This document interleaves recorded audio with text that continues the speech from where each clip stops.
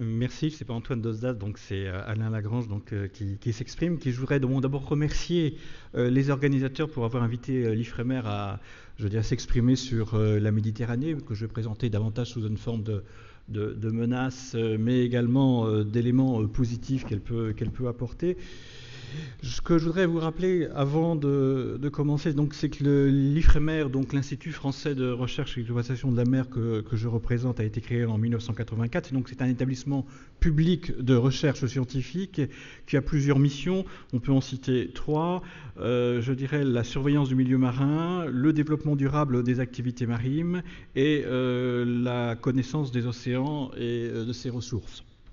Alors, on retrouve à peu près 2000 scientifiques, ingénieurs, chercheurs et techniciens.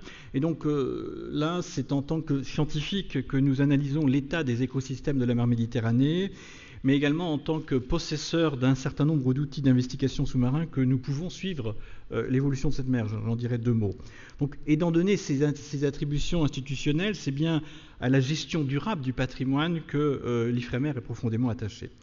Alors, la Méditerranée, on l'a dit, c'est une mer semi-fermée, caractérisée par des paramètres très spécifiques, l'absence de marée, les profondeurs conséquentes à proximité des côtes, une circulation des masses d'eau guidée principalement par les vents, une importante biodiversité et un sous-sol profondément instable. Pour avoir une idée un peu chiffrée, la Méditerranée, 46 000 km de côte, et la France ne représente que 2000 km pour cette mer.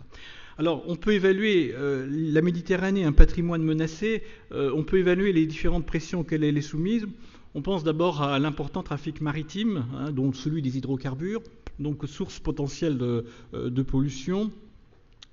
L'exploitation des ressources vivantes avec un fort développement d'aquaculture, mais aussi une surexploitation des ressources halieutiques, on en a parlé tout à l'heure. C'est donc un risque d'appauvrissement de la richesse biologique auquel est confrontée la Méditerranée.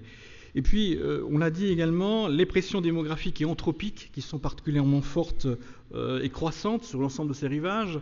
Un chiffre, pour la région Provence-Alpes-Côte d'Azur, l'espace littoral représente 10% de la région, mais accueille 90% de la population.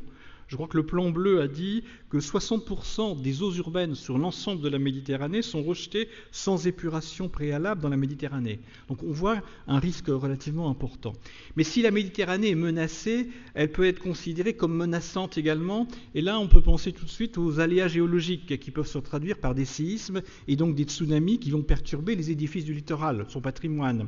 Le changement climatique, avec l'élévation du niveau de la mer, peut conduire à une nouvelle géographie du littoral.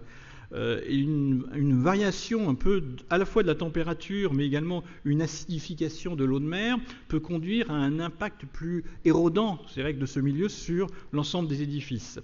Et puis, la surexploitation halieutique, elle a aussi, c'est le revers de la médaille, elle peut, du fait des modifications induites par le changement climatique, qui peuvent induire une menace pour les activités halieutiques. Il est évident que la recherche en poisson va pouvoir bouger du fait de l'augmentation de la température de l'eau de mer, et donc par voie de conséquence, les habitats pourront être profondément perturbés.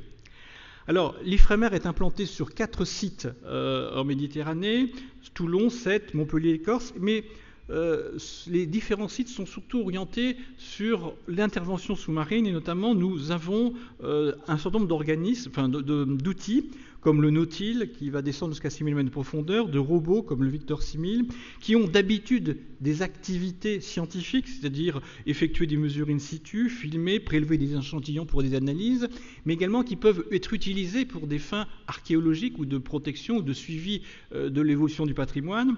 Alors, c'est des exemples non scientifiques, mais l'Ifremer a travaillé sur l'épave du Prestige pour le localiser, pour retrouver un certain nombre de choses, et puis autrefois, beaucoup plus longtemps, sur l'épave du Titanic. Alors, l'Ifremer est intéressé également par des activités géologiques, et notamment par la surveillance des aléas géologiques, et notamment par déposer au fond de la mer un certain nombre d'observatoires sous-marins.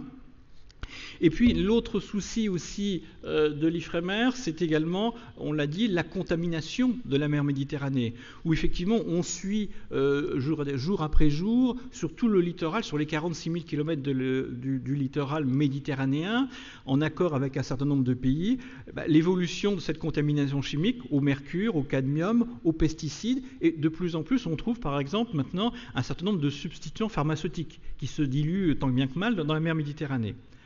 Alors, nous sommes aussi partenaires, mais ça, on en parlera, je crois, cet après-midi, sur les aires marines protégées, qui constituent un enjeu majeur de protection du patrimoine naturel en Méditerranée. Il y a eu 2 programmes européens qui sont en cours sur ce sujet. Et puis, pour se dire que l'ensemble de ces travaux scientifiques en Méditerranée, on ne les fait pas seuls. On les fait, je dirais, avec l'ensemble des partenaires scientifiques, certes français, qui travaillent là-dessus, donc le CNRS, l'INSUD et un centre de stations marines, des universités, mais aussi avec un certain nombre de partenaires de la communauté européenne, ayant un littoral méditerranéen. À titre d'exemple, une problématique donnée, c'est souvent un ensemble de pays qui va y répondre. Et je dirais, on prend l'exemple, par exemple, de Aquamed, qui est un projet européen qui vise à développement d'une stratégie pour les recherches aquacoles en Méditerranée, afin de promouvoir une aquaculture durable. Eh bien, c'est un ensemble de pays avec la Croatie, le Maroc, l'Israël, le Liban, la Tunisie, la Turquie qui y participent. On peut citer également quelque chose qui est en train de se construire, qui est un GDR, un groupement de recherche Caromed, comme écologie des canyons et des bancs rocheux en Méditerranée, qui a pour objectif de dresser un état écologique des écosystèmes et des coraux profonds. 2010 étant l'année de la biodiversité, il existe même à l'échelon scientifique un regain d'intérêt pour les structures de recherche nationales et européennes qui s'intéressent au patrimoine naturel et plus particulièrement à l'étude des populations de coraux. En conclusion, je dirais que la Méditerranée est un espace complexe et en proie à d'importantes pressions anthropiques, naturelles et à un certain nombre d'aléas géologiques qui peuvent altérer le patrimoine biologique, mais aussi avoir des répercussions significatives sur les économies régionales. Un certain nombre de programmes européens, autrefois qui étaient dévolus aux seuls pays européens bordant la Méditerranée, associent désormais les pays de la rive sud à partenaires égaux. On ne peut pas résoudre un problème méditerranéen sans l'ensemble des partenaires de la rive nord et de la rive sud. Et cette nouvelle démarche qui est partenariale, pleine de promesses, initiée bien sûr par la communauté européenne, devrait à terme permettre de dépasser les clivages historiques et culturels qui ont longtemps freiné un regard scientifique partagé sur notre bien commun depuis des millénaires, à savoir la mer Méditerranée. Je vous remercie de votre attention. Merci beaucoup.